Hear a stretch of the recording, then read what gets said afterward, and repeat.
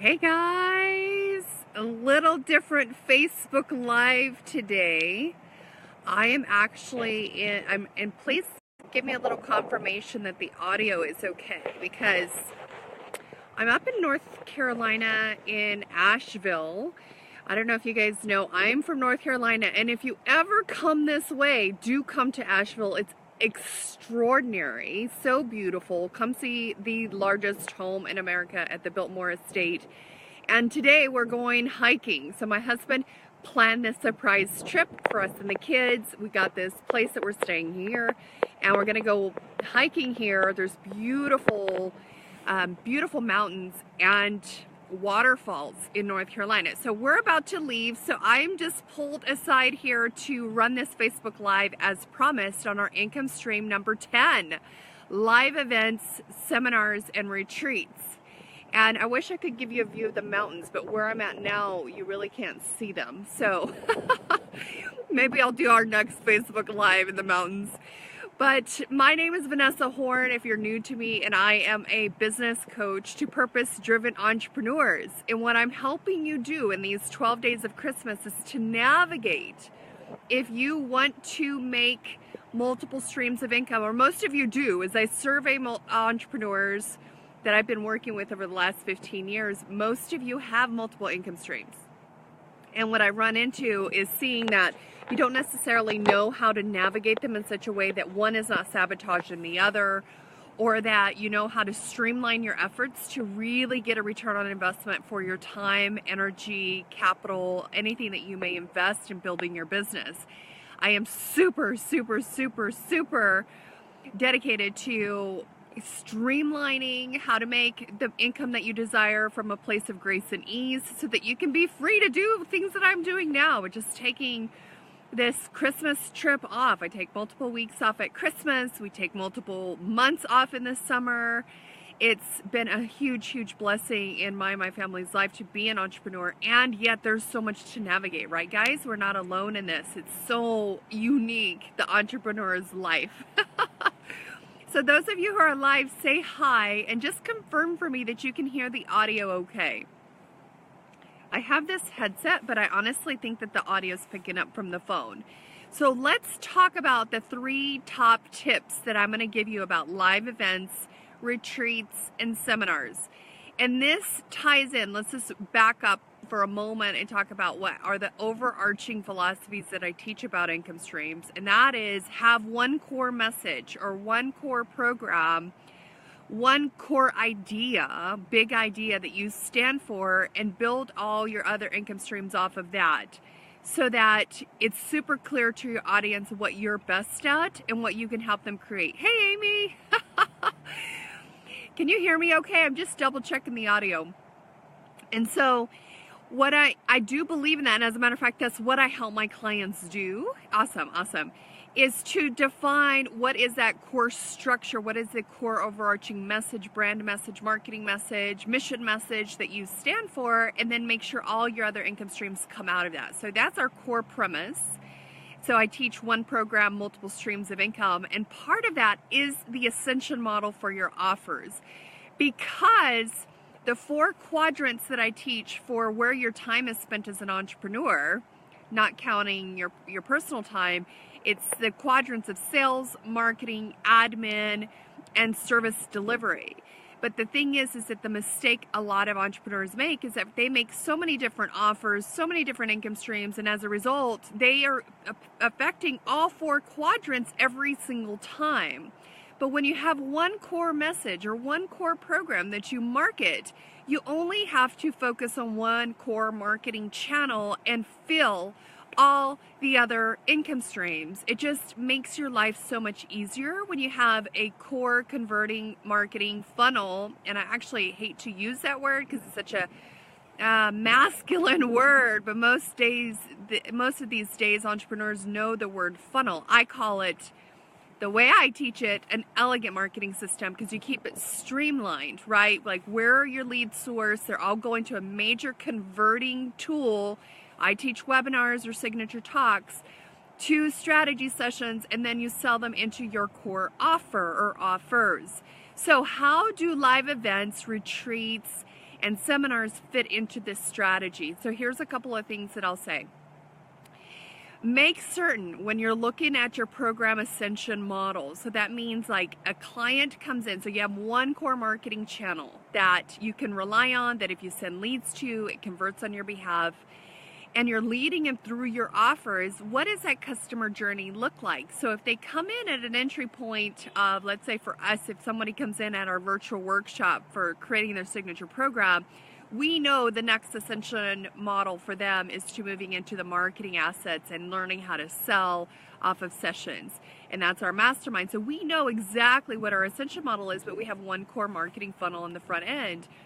Well, when you're creating retreats and events and seminars, you really want to spend the time necessary to identify where in your program or product ascension model does that exist. So I'll give you a couple of tips of what I recommend. If somebody goes to a live event or retreat, oh, there's my family. There, let's see, can I share them with you guys? Can you see them? There's my guys. They are hiking. So we're about to load up the van and go hiking. But if you're going to do a live retreat or live event or seminar, if someone's spending that time with you, be mindful that that is the perfect place from which to make an offer for them to continue working with you. So that's what I would call like a marketing event, live event, seminar, or workshop. You can sell them as fulfillment events, but when you're selling them as marketing events, that's where is the perfect place to make an offer, because somebody has gotten to spend time with you, they've gotten to experience you, and it's an act of service to say, hey, here's where we can take it further together. And so that's what when you're doing live events, retreats, or seminars as marketing events, consider that that is the most powerful place to make your main offer. If you have more than one offer you're making at an event, don't do them at the same time. Don't do them at the same time. Introduce them about 3/4 of the way into your event and create a deadline of an at-event only special, right? So those events can be lucrative in that regard and an act of service to your clients. Now let's talk about retreats, seminars, and workshops as fulfillment events. One of the things is if you're going to have an event and you do sell programs and products, I do recommend that you include a ticket to your live event in those programs. If you're doing a retreat, we talked about retreats at a different day where you can create a VIP package where it's bundled together, and if it doesn't have it, it's not the VIP, right? They can just get the course access. But if you want to fill your live events, if you want to fill your retreats and your workshops, include a ticket to them as a part of your program. Now, one of the things that prevents people from purchasing stuff sometimes is they look at the dates and they say, I can't make it. So I usually make a event or workshop or seminar that I'm adding to a program that I'm selling as a bonus. So they don't say no to the program because they can't make the dates work. And I'm super big about virtual events and bringing the magic of what happens in person to a virtual event. And that will actually be our 12th day of income that we'll be talking about, because in this day and age, people love the convenience of staying at home. But when you're doing these events in person, there's the fulfillment side of things that I say, add a ticket to your programs and products. I think my guys are waiting on me. So I'm going to be wrapping up this soon. So that's what I would encourage with that. Maybe he went to go get coffee. The hotel coffee is lousy here. I said, I need different coffee. So so the first step was don't neglect the fact that that could be your highest selling event, right? Because they've experienced you. And then secondly, always include a ticket to it with your programs if you have it as part of your fulfillment. Now, one of the things that I've seen is that unfortunately people will, they're not considering that if they come to your live event or they come to your workshop, or good morning, Christina, if they come to your seminar, think about if you're filling those, think about the experience, the feelings, and the outcome that you want people to have by going to them. And by doing that, you're saying, hey, if you come to this event, this is what you're going to experience. Now, you know that something is stirred. If you do emotional work, or if you do, let's say, business coaching and you create outcomes for your business, then what you're saying is, here's what we've fulfilled in this time together. So I call it the PSPSPS model, where it's like, hey, do you have this problem? We can solve it. And if the solving of it is at an event or a workshop or a seminar, then what you're doing when you're making your offer to the next step to work with you is saying, hey, you might have this problem now. You may need help incorporating this into your life or business. You may want support of making this a lifestyle. You may need help in accountability. You may need, what is that next problem that you know is still a problem for them that exists even after they attended your workshop, event, or seminar, and that's what you make as your continuation offer. So it's the problem, solution, problem, solution, problem, solution, right? And actually that begins in your marketing messaging. So, hey, you have this problem, here's the solution, and you're talking about it in your webinar or Facebook Live. Hey, now here, you may still have this problem, here's my solution. Hey, you probably have this problem, still here's the solution. So it's always an act of service. How are you serving the client based on this journey that you know would help them get the results that they want in their life? All right, so that's what you would market and fill those events on if you are doing them as marketing events, is speaking to that, speaking to the experience, speaking to the feelings, speaking to the outcomes that they would get by attending. And that's how you can film. Now, one of the other little tips that I'll give about live events is if it is a marketing event, include a ticket that they would be able to give to a friend or somebody to attend with them. Now, some people will charge individually for like a partner to attend or somebody who's in the business that supports them. I'm a business coach. I actually want my clients to have extraordinary experiences, extraordinary outcomes. And if there's somebody on their team or in their life that could support them in implementing what I teach, I'm like, bring them, no additional cost, because I want them to get results. And if somebody being in attendance would help them get better results, which then of course better results makes my clients love their experience, better results makes my program or my work even look better. So I'm always about comping a ticket to a partner or to a business manager or to a tech implementer, somebody who would help them implement the materials.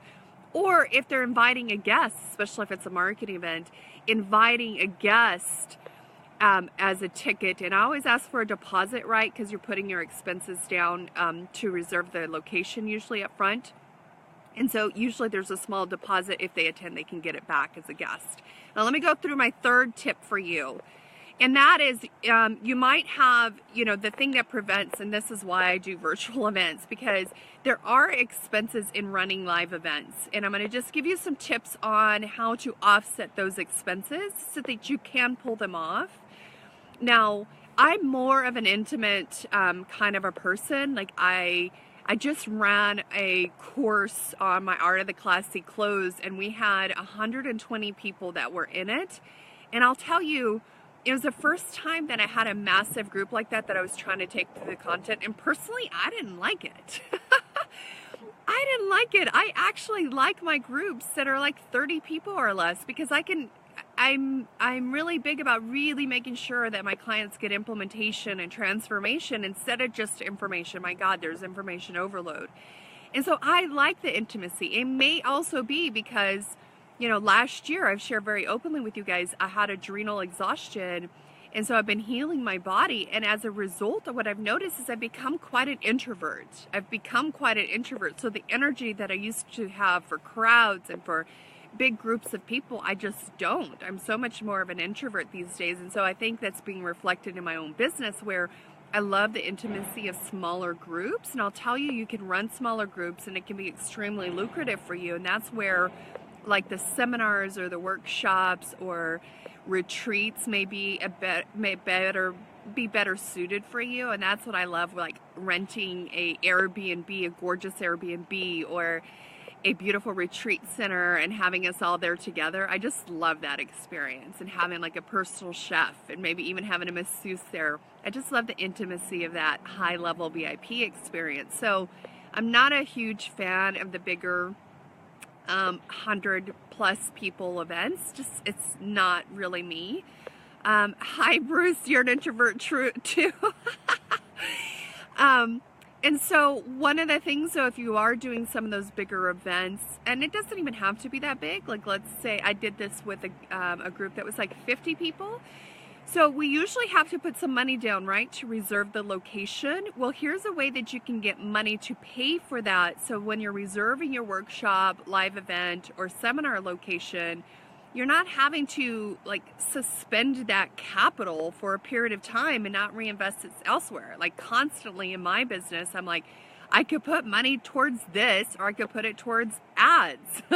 It's super, super hard to take money away from Facebook ads when they work so well for us. So to put, to plunk down a chunk of cash on a live event location is a challenging decision for me. But here's what I've discovered are ways to offset it.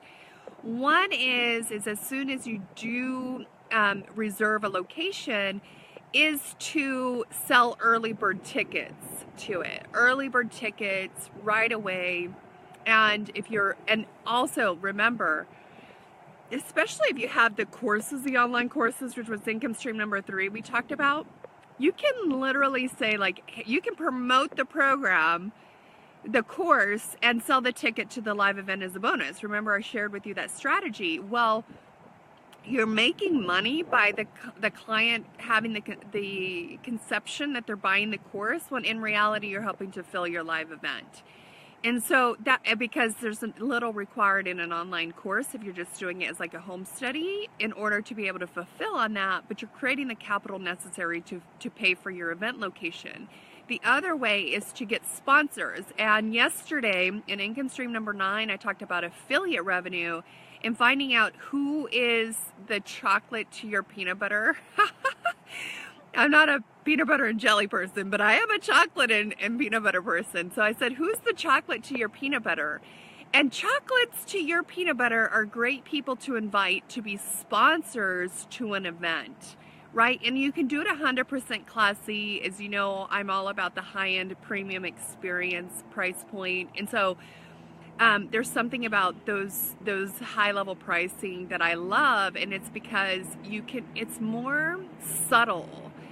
Sales is more subtle, the promotion is more subtle, all of that, and that's just a feel that I really love. And so at a live event, you can actually have a chocolate, to your peanut butter sponsor for your event that creates something that's a sponsorship that's not like an in-your-face promotion, but it's just something subtle. So it could be like some classy gifts that you give your guests, and it's sponsored by whom? Who would it be? And they could have some information or something tied to their business that helps to promote them. Or maybe you give them a showcase of maybe 10 minutes where they get to speak about their business, or showcase some outcomes, or create a gift, a mini gift that gives a taste to the clients of their work. So for me, because I help clients get their businesses online and to create their programs and their branding, chocolate to my peanut butter for my live events have been photographers,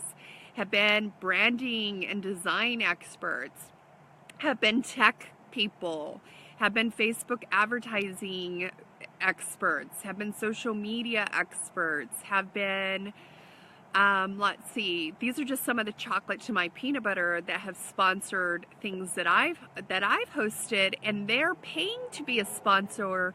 And so you literally can have your entire event, workshop, or seminar paid for with early bird tickets, or tickets that are bundled with a course that you sell, and with these sponsorships. And you can do it in a classy way. Like, I don't think anyone who's drawn to my work is drawn to, like, pitch fests on the stage. That's just not our style.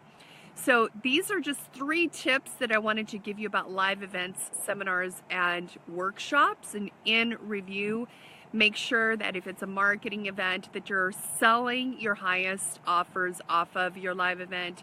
If it's a fulfillment event, that you're bundling it with another program or a course that you're selling and then offer tickets to guests or to partners to attend.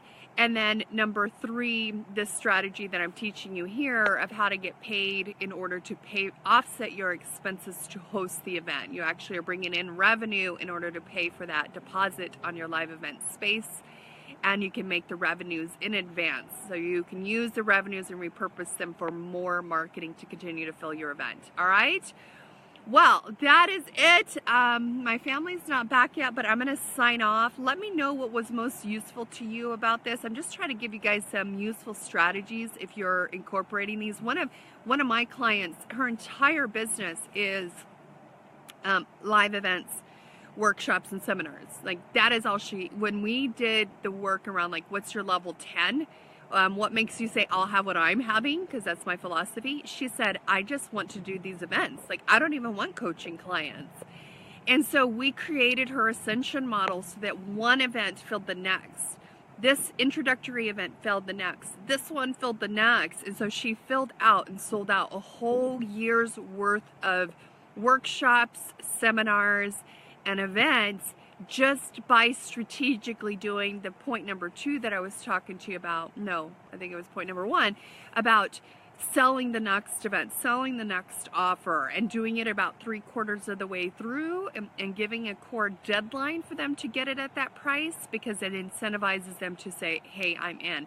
And typically I make that deadline to be before the event ends, because you don't want people to leave and lose their enthusiasm. You know, that high and the glow of live events only lasts for so long, and then people just get back into their regular life.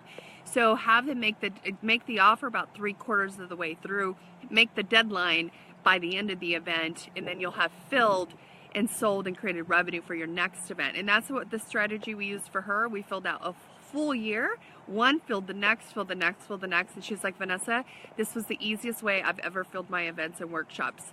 Thank you, thank you, thank you. And it just ended up being super strategic. Now, maybe what I'll do is include in the notes here in the chat the forms that I encourage, because you can use a feedback form. You can use a feedback form to be part of your selling tool, so it's super classy, right? Like, you're getting feedback, you're getting a gauge for who's interested in continuing work without it being like bothering the ones who aren't interested. Now, I always limit the number of seats for the next offer, and I usually gauge on the room, like 30% conversion is crazy high. 10% is about average. So you just gauge. I always gauge the room, similar to the strategy I shared with you guys about retreats. I gauge the room and I say, okay, minimally I think I can convert, I don't know, let's say I'm go for a 20% conversion rate. I say I'm going to convert 20% of the room to my next offer. If I did 30, that would be awesome, like off the charts awesome. But a 20% conversion, 25%, like, I would push the envelope and go for that. If you're not comfortable, do a 10% conversion. And I look at the numbers of the buying units, right? The buying, I hate to even use that word, but you kind of have to think about it from a numbers perspective that way if you're going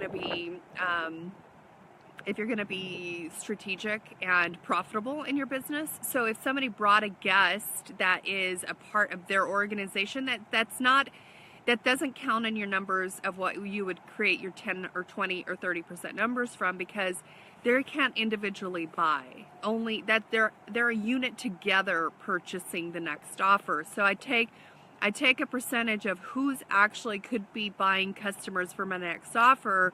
I'll do maybe an aggressive estimation of 20-25%, and I'll say I only have this many spots. I only have this many spots for this price point, for this special I'm giving you guys as an event only special, and it expires by the end of the event.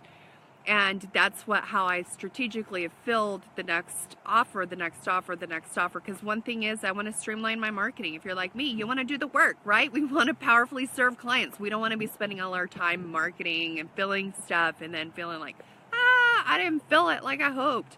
No, be strategic at everything that you do, every program, every course, every live event, every workshop, every seminar. Be thinking, where would they go next and what offer can I make for them to continue with me and make it at about the 75% mark. But don't just throw it on them, right? Like, I always give context from the very beginning of anything I do with my clients of how it fits into the bigger picture of the work that I do, so that they see, okay, here's the map of what Vanessa teaches about business coaching, and here's where I am on the map. I always love my clients to have that feeling, because I love that feeling when I'm working with somebody. So I always am giving that context from the very beginning of any work, at a workshop or seminar or live event, or even in a course or in a program or in one-on-one coaching. I'm like, this is the map.